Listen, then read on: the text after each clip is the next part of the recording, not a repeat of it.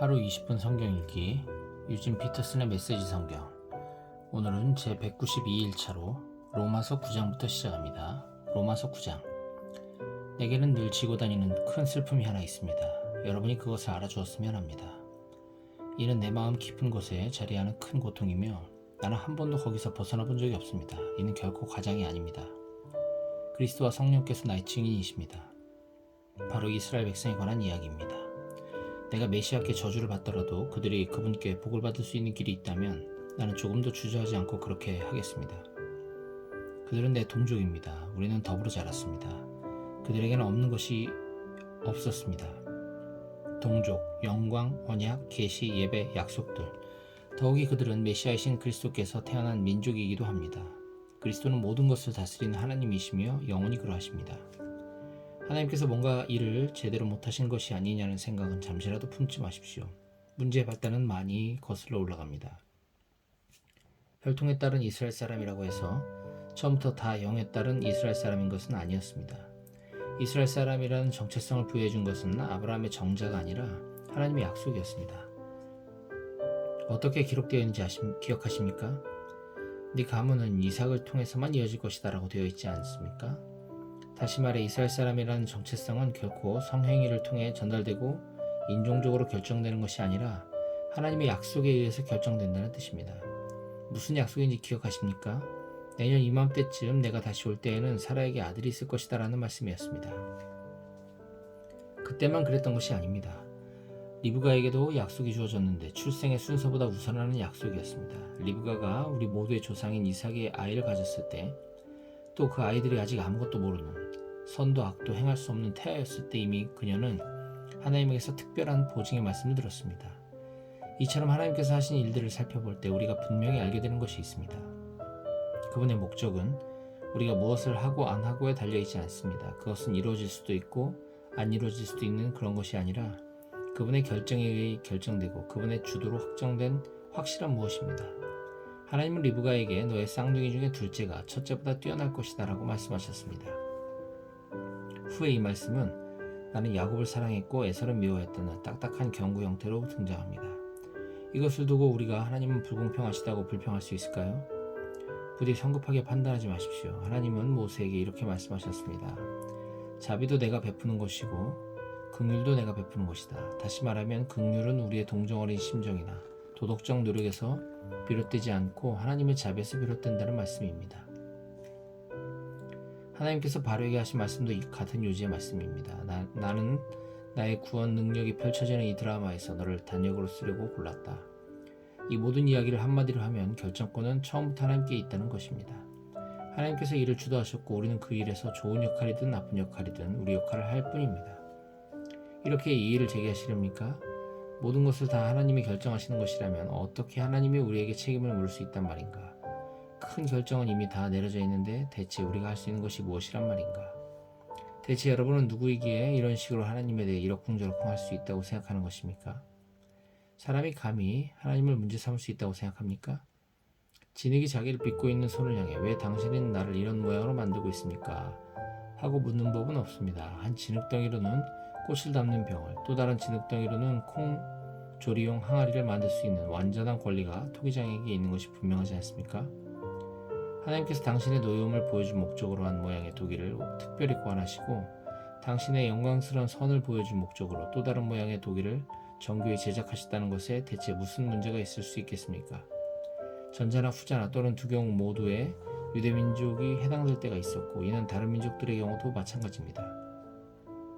호세아가 이를 잘 표현해줍니다. 내가 이름 없는 사람들을 불러 이름 있는 사람들을 만들겠다. 내가 사랑받지 못한 사람들을 불러 사랑받는 사람들을 만들겠다. 사람들이 이 하찮은 것들이라고 퍼붓던 그곳에서 하나님의 살아있는 자녀들이라고 불리게 되리라. 이사야도 이런 사실을 역설합니다. 해변의 모래알 하나하나에 다 숫자가 매겨지고 그 합한 것에 하나님이 택하신 사람들이라는 라벨이 붙더라도 그것들은 여전히 숫자에 불과할 뿐 이름이 아니다. 구원은 택하심을 통해 오는 것. 하나님은 우리를 수로 세지 않으신다. 그분은 우리를 이름으로 부르신다. 산술은 그분의 관심이 아니다. 이사야는 앞날을 정확히 내다보며 이렇게 말했습니다.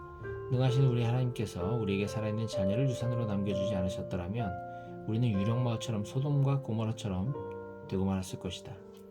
이것을 모두 종합해보면 무슨 말입니까? 하나님께서 하고 계신 일에 관심 없어 보였던 사람들이 실제로는 하나님이 하고 계신 일, 곧 그들의 삶을 바로 세우시는 하나님의 일을 받아들였습니다. 그러나 하나님께서 하고 계신 일에 대해 읽고 이야기하는 일에 그토록 관심 많아 보였던 이스라엘은 결국 그것을 놓치고 말았습니다. 어떻게 그들이 그것을 놓칠 수 있었던 것일까요? 그들이 하나님을 신뢰하는 대신에 자기 자신을 앞세웠기 때문입니다. 그들은 자기들이 하고 있는 일에 푹 빠져 있었습니다. 그들은 자신들의 하나님 프로젝트에 너무도 푹 빠져 있어서 그만 바로 눈앞에 계신 하나님을 주목하지 못했습니다. 길 한복판에 우뚝 솟은 거대한 바위 같은 그분을 말입니다. 그들은 그분과 부닥쳤고 큰 대자로 쭉 뻗어버리고 말았습니다. 이번에도 이사야가 은유를 통해 이를 잘 표현해 줍니다. 조심하여라. 내가 시온산으로 가는 길에 큰 돌을 놓아두었다. 너희가 피해 돌아갈 수 없는 돌을 두었다. 그런데 그 돌은 바로 나다. 그러므로 너희가 나를 찾고 있다면 길 가다 내게 걸려 넘어지지 않아야 비로소 나를 만나게 될 것이다.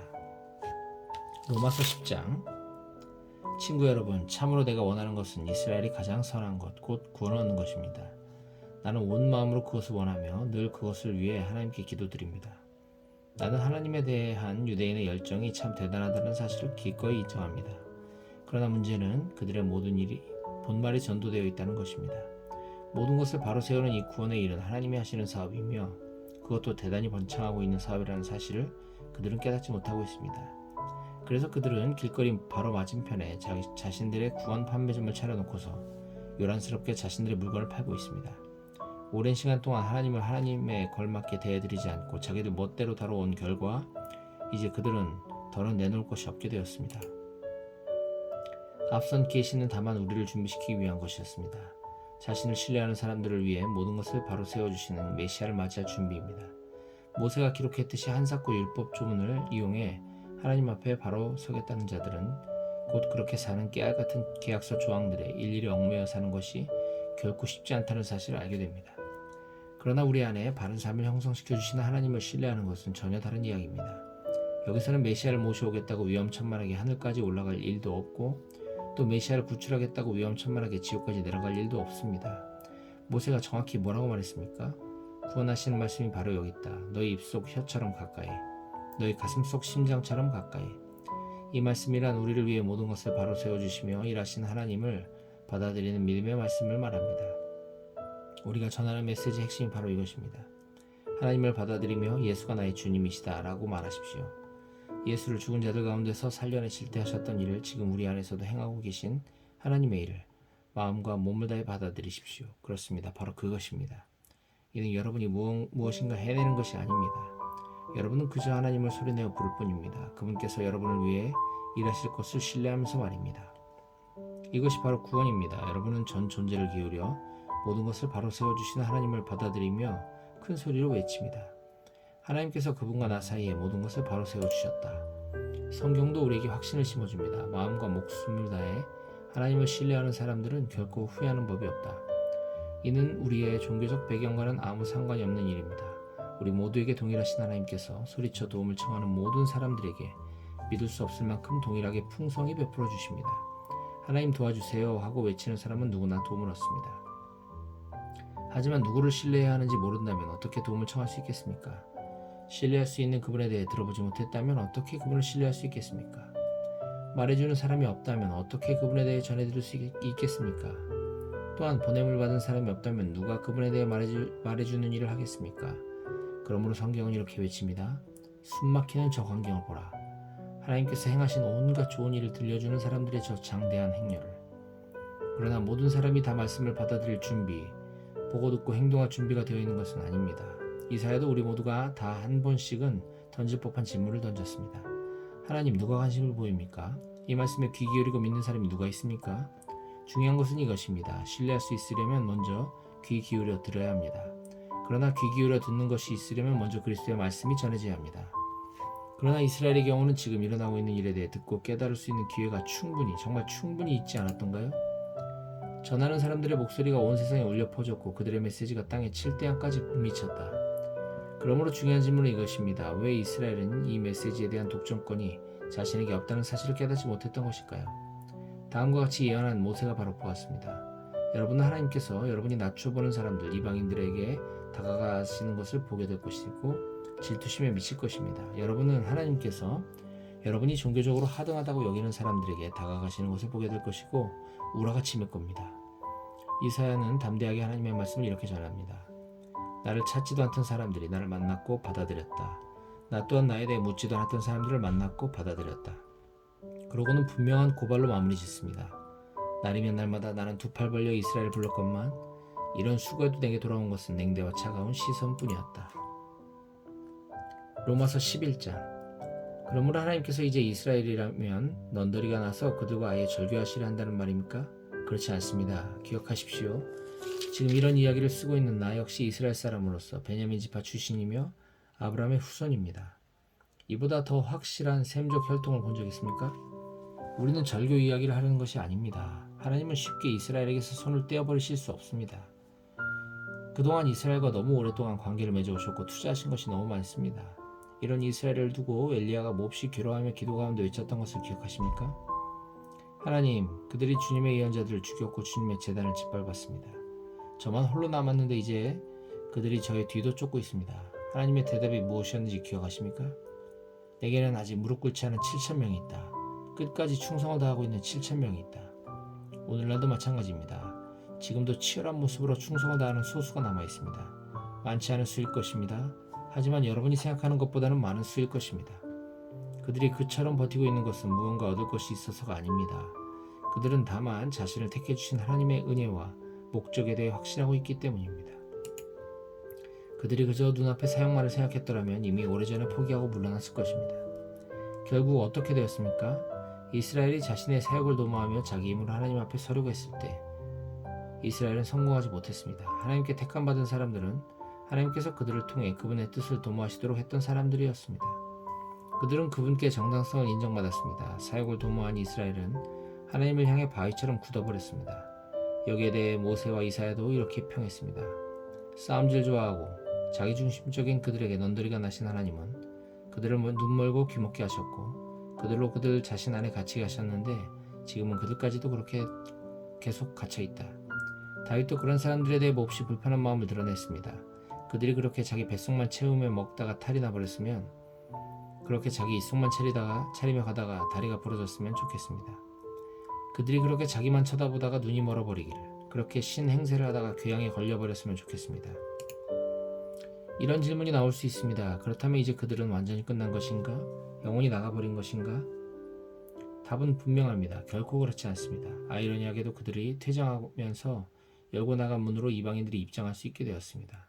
그런데 여러분도 아시는 것처럼 지금 유대인들은 자신들이 무언가 좋은 것을 제 발로 차버리고 나간 것이 아닌가 하는 의구심을 갖기 시작했습니다. 한번 상상해 보십시오. 그들이 나가버린 것이 온 세상에 걸쳐 이방인들이 하나님 나라로 몰려오는 일을 촉발시켰다면 그 유대인들이 다시 돌아올 때는 그 효과가 과연 어떠하겠습니까? 그 귀향이 무엇을 가져올지 상상해 보십시오. 그러나 그들에 대한 이야기는 여기서 그만하려고 합니다. 지금 나의 관심사는 바로 여러분, 곧 이방인들이기 때문입니다. 나는 이방인이라고 하는 여러분에 대해 특별한 사명을 받은 사람입니다. 나는 이 사실을 나의 동족인 이스라엘 사람들 가운데 있을 때 최대한 자랑하며 강조하곤 합니다. 나는 그들이 지금 스스로 놓치고 있는 것을 깨닫게 되고 하나님께서 하고 계신 일에 동참하려는 마음을 품게 되기를 바라기 때문입니다. 그들이 떨어져 나간 일로 인해 이처럼 온 세상에 걸쳐 하나 되는 일이 시작되었다면 그들이 다시 돌아올 때는 더 큰 일이 촉발될 것입니다. 엄청난 귀향이 있을 것입니다. 이렇게 유대인들이 저지른 일이 그들로서는 잘못한 일이었지만 여러분에게는 좋은 일이 되었다면 그들이 그 일을 바로잡을 때는 과연 어떻게 될지 생각해 보십시오. 이 모든 일의 배후와 바탕에는 어떤 거룩한 뿌리가 자리 잡고 있습니다. 하나님께서 심으시고 기르시고 계신 뿌리입니다. 근본 뿌리가 거룩한 나무에는 거룩한 열매가 맺힐 수밖에 없습니다. 지금 상황은 이러합니다. 그 나무의 가지 중 얼마는 가지치기를 당하고 대신에 야생 올리브 나무 가지인 여러분이 그 나무에 접붙임을 받은 것입니다. 그러나 여러분이 지금 그 비옥하고 거룩한 뿌리로부터 영향을 공급받고 있다고 해서 여러분이 그 가지치기 당한 가지들 앞에서 우쭐댈 수는 없습니다. 기억하십시오. 여러분이 그 뿌리에 영향을 공급하고 있는 것이 아니라 그 뿌리가 여러분에게 영향을 공급하고 있는 것입니다. 이런 말이 나올 법합니다. 다른 가지들이 가지치기를 당한 것은 나를 접붙이기 위한 것이 아닌가? 그렇습니다. 하지만 기억하십시오. 그들이 그렇게 가지치기 당한 것은 그들이 믿음과 헌신을 통해 계속해서 그 뿌리에 연결되어 있지 않고 말라 죽어버렸기 때문입니다. 지금 여러분이 그 나무에 붙어있는 것은 다만 여러분이 믿음으로 그 나무에 접붙여졌기 때문입니다. 믿음을 길러주는 그 뿌리에 연결되어 있기 때문입니다. 그러므로 자만해져서 뽐내는 가지가 되지 마십시오. 여러분이 연하고 푸릇푸릇할 수 있는 것은 오직 그 뿌리덕이라는 사실을 늘 겸손 가운데 기억하십시오. 본래의 가지에 주저없이 가해를 대신 하나님이시라면 여러분에게는 어떠하시겠습니까? 그분은 조금도 주저하지 않으실 것입니다. 하나님은 온화하고 인자하신 분이지만 동시에 가차없고 엄하신 분이기도 하다는 사실을 반드시 명심하십시오. 그분은 말라 죽은 가지에 대해서는 가차없으시되 접붙여진 가지에 대해서는 온화하십니다. 그분의 온화하심을 믿고 방자하게 굴 생각은 버리십시오. 여러분이 말라 죽은 가지가 되는 순간 여러분은 가차없이 내쳐지게 됩니다. 그러니 여러분은 바닥에 나뒹구는 가지치기 당한 가지들을 보며 우월감에 젖지 않도록 하십시오. 계속 죽은 가지로 남기를 고집하지 않는다면 그들도 얼마든지 다시 접붙임 받을 수 있습니다. 하나님은 그렇게 하실 수 있습니다. 그분은 기적적인 접붙임을 행하실 수 있는 분입니다. 바깥 야생나무에서 잘려나온 가지들인 여러분을 접붙여내신 그분께서는 그 나무에 본래 붙어있던 가지들을 다시 접붙이는 일은 분명 일도 아닐 것입니다. 다만 여러분은 지금 여러분이 그 나무에 붙어있다는 사실을 기뻐하며 다른 사람들도 다 잘되기를 바라십시오. 친구 여러분, 나는 최대한 분명하게 짚고 넘어가려고 합니다. 이 문제는 결코 단순한 문제가 아닙니다. 현재 상황을 잘못 해석해서 오만하게도 자칫 여러분은 왕족이고 저들은 내쳐진 천민인 것처럼 생각할 수 있습니다. 전혀 그렇지 않습니다. 이스라엘이 현재 하나님에 대해 완고해져 있는 것은 일시적인 현상입니다. 그 효과로 모든 이방인을 향해 문이 열리게 되었고 그래서 마침내 집이 꽉 차게 될 것입니다. 그러나 이 일이 다 이루어지기 전에 먼저 이스라엘이 완성되는 일이 있을 것입니다. 이렇게 기록되어 있듯이 말입니다. 한 투사가 시온산에서 성큼성큼 내려와서는 야곱의 집을 깨끗이 치울 것이다. 내가 내 백성에게 반드시 하고야 말 일이 이것이다. 그들에게서 내가 죄를 제거할 것이다. 메시지의 복된 소식을 듣고 받아들인 여러분의 입장에서 보면 유대인들이 마치 하나님의 원수처럼 보일 것입니다. 그러나 하나님의 전체 목적이라는 원대한 시각에서 보면 그들은 여전히 하나님의 가장 오래된 친구입니다. 하나님의 선물과 하나님의 부르심에는 완전한 보증이 붙어 있습니다. 결코 취소되거나 무효가 될 수 없습니다. 불과 얼마 전까지만 해도 여러분은 하나님께 바깥 사람이었습니다. 그러나 유대인들이 하나님께 등을 돌렸고 여러분에게는 문이 열렸습니다. 이제 그들이 하나님께 바깥 사람이 된 것입니다. 그런데 여러분에게 문이 활짝 열린 것으로 인해 그들에게도 다시 들어올 수 있는 길이 열렸습니다. 이렇게 혹은 저렇게 하나님께서는 우리 모두로 하여금 한 번씩 다 바깥에 처해보는 경험을 하게 하셨습니다. 이것은 그분께서 친히 문을 여시고 우리를 다시 안으로 받아들이시기 위해서입니다. 이 비할 데 없는 하나님의 엄청난 관대하심과 깊고 깊은 지혜를 우리는 결코 다 이해하지 못하며 다 헤아려 알 수도 없습니다. 하나님을 설명할 수 있는 이 누구인가? 그분께 하실 일을 아릴 수 있을 만큼 똑똑한 이 누구인가? 하나님이 조언을 구하시는 이 누구며 그분께 도움이 된 이 누구인가? 모든 것이 그분에게서 시작하고 그분을 통해 일어나며 그분에게서 마친다. 영원토록 영광, 영원토록 찬양. 오, 참으로 그러하기를.